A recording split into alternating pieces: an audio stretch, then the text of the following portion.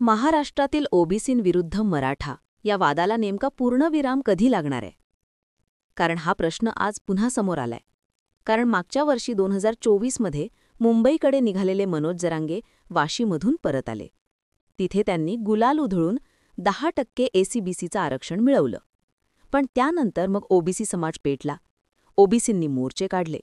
छगन भुजबळ, पंकजा मुंडे, गोपीचंद पडळकर, धनंजय मुंडे यांसारख्या अनेक नेते आक्रमक झाले. त्यांनी सभा घेतल्या. आता बरोबर पुन्हा 1 वर्ष झाल्यानंतर ते चित्र बघायला मिळतंय. म्हणजे मनोज जरांगे पुन्हा मुंबईला गेले. आझाद मैदानावर त्यांनी ऐतिहासिक आंदोलन केलं. मागण्या मान्य केल्या. GR देण्यात आला आणि आंदोलन संपलं. आता दुसरीकडे खोटा GR काढून फसवण्याचा आरोप होतोय. त्यामुळे पुन्हा वेगवेगळ्या मागण्या पुढे आल्यात. आणि याच्याच पार्श्वभूमीवर आता ओबीसी समाज देखील पुढे आलाय. ओबीसी नेत्यांकडून विधानं होत आहेत की मराठे आमच्या प्रवर्गात बसून आमचं आरक्षण खातायत. आणि यामध्ये अग्रक्रमानं दिसतायत ते म्हणजे मंत्री छगन भुजबळ. सरकारवर ते नाराज आहेत. आरक्षणाचा निर्णय आल्यानंतरही ते मंत्रिमंडळ बैठकीला गैरहजर राहिले. त्यांनी स्वतः ओबीसी नेत्यांची बैठक देखील घेतल्याचं बोललं जातंय. मग आता या प्रकरणात थोडासा ट्विस्ट दिसून येते. कारण जरांगे विरुद्ध भुजबळ हा वाद सुरू असतानाच फडणवीसांनी आपला टायमिंग साधलंय. सरकारवर नाराज असल्याचं दाखवणारे छगन भुजबळ हे मुख्यमंत्र्यांच्या हेलिकॉप्टरमधून बसून प्रवास करतायत. मग त्या प्रवासादरम्यान नेमकं काय घडलंय? जरांगे आणि भुजबळ यांच्यात काय आरोप-प्रत्यारोप सुरू आहेत? आणि फडणवीसांनी कसा डाव टाकलाय? चला, या सगळ्याबद्दलच बोलूयात. देवाने अक्कल दिली असती तर बरं झालं असतं. हे इथे शोभत नाहीत. यांना नेपाळ, नागालँड, इंग्लंड अशा ठिकाणी सोडायला पाहिजे, अशी टीका मनोज जरांगे यांनी छगन भुजबळांवर बोलताना केली. पुढे बोलताना जरांगे म्हणाले, हे इतके दिवस खात होते, आता ते रद्द करायला तुम्ही तयार आहात का? यांचं पोट अजूनही भरलेलं नाहीये. हे सगळं राजकारणासाठी सुरू आहे. ते ओबीसींना उलट सांगतात, असंही जरांगे म्हणाले. आणि यालाच उत्तर देताना भुजबळांनी ही तोप डागली. भुजबळ म्हणाले, तुम्हाला दिलेलं स्वतंत्र 10% आरक्षण नकोय का? ते रद्द करायचंय का? याचं उत्तर महाराष्ट्रातील मराठा समाजाचे अनेक मंत्री, आमदार, खासदार आहेत. त्यांनी द्यावं. जे शिकलेले आहेत त्यांनी द्यावं. ज्याला काहीच समजत नाही, जो अशिक्षित आहे, ज्याला माहिती नाही, त्याच्याकडून मला उत्तराची अपेक्षा नाहीये, असं ते म्हणाले.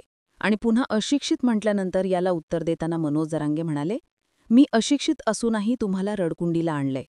आता आमचे सुशिक्षित लोक बोलायला लागतील तर तुझं काय होईल, विचार कर, असं थेट ते भुजबळांना म्हणालेत. तेव्हा आता जरांगे विरुद्ध भुजबळ हा वाद पुढे जाऊन महाराष्ट्रात पेटताना दिसणार आहे. यात काही शंका नाही. आता यात फडणवीसांनी काय डाव टाकलाय? मेख काय सांगते. छगन भुजबळ यांनी 3 सप्टेंबर 2025 रोजी मंत्रिमंडळ बैठकीवर बहिष्कार टाकला. नाशिक येथे पत्रकार परिषद घेऊन जाहीर रद्द करण्याची किंवा ती सुधार करण्याची मागणी केली होती. आणि याशिवाय सरकारला त्यांनी पत्र लिहून सांगितलं की हा निर्णय राजकीय दबावाखाली घेण्यात आला असून ओबीसींचं नुकसान होईल. शिवाय त्या न्यायालयात अपील देखील करणार आहेत. छगन भुजबळ यावर नेहमीच ठाम राहिलेत की मराठ्यांना ओबीसीतून आरक्षण मिळणार नाही. मराठा आरक्षणावर जेव्हा जेव्हा चर्चा भडते तेव्हा तेव्हा भुजबळांची ही भूमिका कायम राहिली.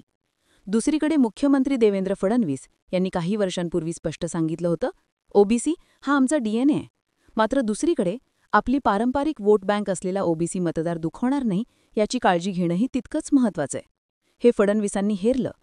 त्यासाठी स्वतः पुढाकार घेत मुख्यमंत्री देवेंद्र फडणवीसांनी ओबीसीची एक उपसमिती स्थापन केली.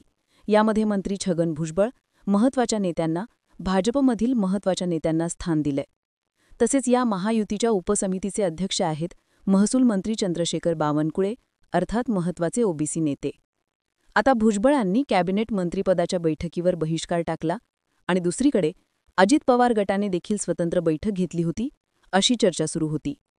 आता बघा, नुकताच म्हणजे 2 ते 3 दिवसापूर्वी छगन भुजबळ आणि मुख्यमंत्री देवेंद्र फडणवीस यांनी एकाच विमानातून नाशिकमधील एका कार्यक्रमाला जाण्यासाठी प्रवास केला.